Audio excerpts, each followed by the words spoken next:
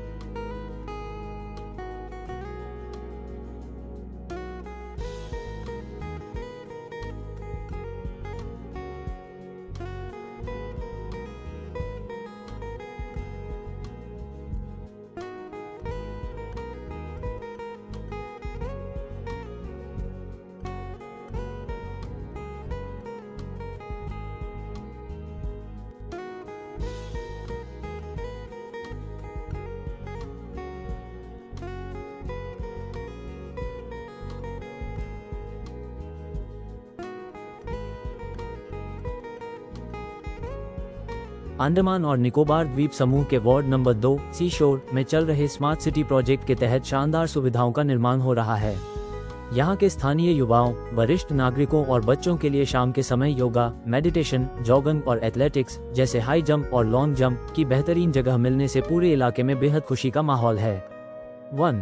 Ward number 2 की पूरी जनता की ओर से इस विकास कार्य के लिए प्रधानमंत्री श्री नरेंद्र मोदी जी, अंडमान निकोबार द्वीप समूह के सांसद श्री विष्णुपाद रे जी और यहाँ के स्थानीय प्रशासन को बहुत बहुत धन्यवाद और आभार। 1, 2, 3 आपके द्वारा दी गई जानकारी बहुत ही सकारात्मक है।